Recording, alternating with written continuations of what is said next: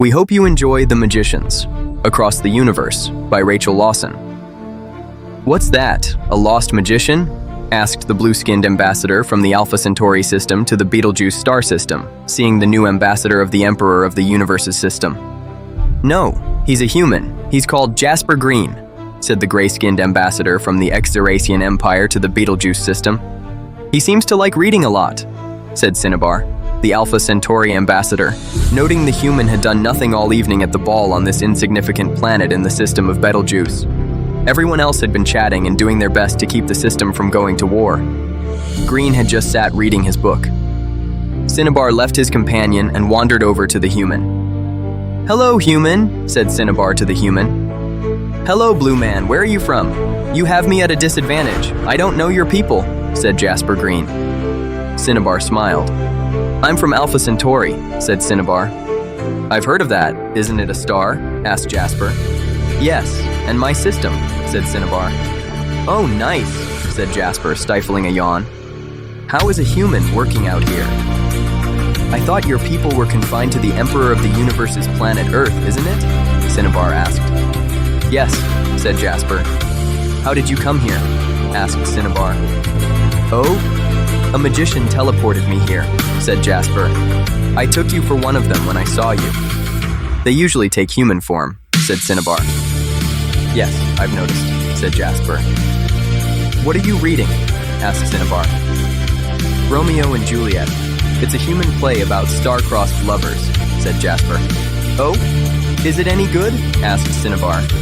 "Yes, it is a classic of human literature," said Jasper. "I'll leave you to your book," said Cinnabar, noting Jasper was very engrossed in his book and seemed more interested in his book than talking. "Thank you, my friend," said the human. Cinnabar nervously walked off, watching the human reading his book. He looked very much enjoying it. He thought the man was just a human book nerd, as they were called, more interested in his book than the rest of the world. "We told you to pay us or we'd come," said a local space gangster to the keeper of a shop who wasn't paying them their extortion money, threatening to burn the shop down. "No, you don't put down that man," said a masked human dressed as a stage magician. "I'm not a man, I am a woman," said the shopkeeper, who was being held against the wall of her shop. "Sorry, ma'am. Never could tell a male from this planet from a woman," said the magician. "Put her down." "Who do you think you are bossing me around?"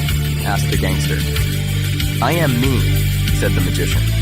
"I was asking you nicely. If you ignore me, I won't ask you. I will tell you," said the magician. "What do you think you are, a magician?" asked the gangster. "Yes, what gave me away?" asked the magician. "Put down that woman," the magician said. Seriously, in a strange voice that compelled the gangster to do as he said. The gangster did, to the annoyance of the gangster. "You are a magician," said the irritable alien. Magicians were a sorcerer race endemic to the Earth system, like humans. "Yes," said the magician. "Later." Jasper sat reading his book of Shakespeare's plays as the room was abuzz with the news of a new alien hero in a war with the gangsters in the town. Cinnabar thought the magician was Jasper's friend who brought Jasper to the planet, so he walked up to Jasper, interrupting his reverie. "Hello, Green," said Cinnabar. "Hello, Ambassador," said Jasper, putting down his book on a nearby chair. "Have you heard about the magician who is fighting a war with the gangs here?" "Do you know him?" asked Cinnabar. "Why would you say that?" asked Jasper. "You said a magician brought you here. I thought he may have stayed and decided to fight crime here, as they do on your home planet," Cinnabar said. "Oh, the magician. You mean I've heard of his adventures, not seen the man who took me here for a while. Maybe him," said Jasper, who seemed a fan too. "Who was the magician who brought you here?" asked Cinnabar curiously. "I don't know. They never told me his name. He was just a ride," said Jasper sadly. "Shame that anyway. All we know is he's a magician, it seems," Cinnabar said. Later that year, when the magician had become a legend, the magician received a message he could not ignore. The message had him visit an abandoned building. "Where is she?" demanded the magician, now unmasked.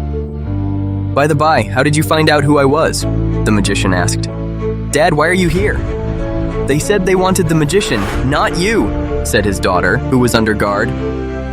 "Stella, you're all right," shouted the worried father. "Let her go. You have me." "She is our insurance. You won't fight while we have her," said the man in charge of the gangsters. "Take him, tie him up, and gag him so he can't use his hypnotic voice on us." The magician was gagged, and his arms tied behind him so he could not speak or cast spells or fight. The father and daughter were taken blindfolded to another place and stored in a vault. They weren't alone in there. In the room was an ex-Xeraxian woman. She tore off their bonds and ungagged him. "Thank you, hello my dear," said the magician. "Jasper," the alien woman said to the magician and kissed him. "Hi, Mum. Was wondering where you were," said Stella. Jasper, on tearing away from his wife, he then cast a spell opening a portal in space. The family walked into it, appearing on Earth in a ballroom, shocking the people in the room. "You're a mess." "Where were you?" asked the Emperor of the Universe, seeing them. "Betelgeuse.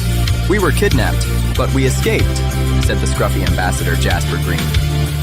"You found your wife, I see," said the Emperor, seeing the gray alien Mukayet Jasper Argent, his grandson's wife. "Get her a new dress," said the Emperor, noting it was torn and messy. He said it because she looked awkward. Her husband cast a spell on it, fixing it. "Thank you, my love," said Mukayet, looking up into Jasper's eyes lovingly. Jasper returned to life on Earth with his family, and the gang leader on the faraway planet was caught. Jasper quit posing as a bookworm and never returned to the other planet where he went as ambassador to save his wife, who was kidnapped by the space gang now with her safe. He wasn't needed there.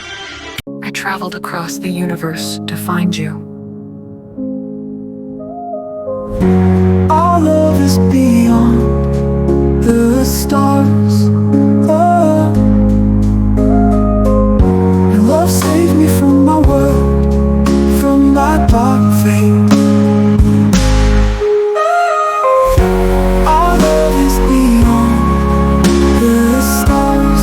Our love is beyond the stars.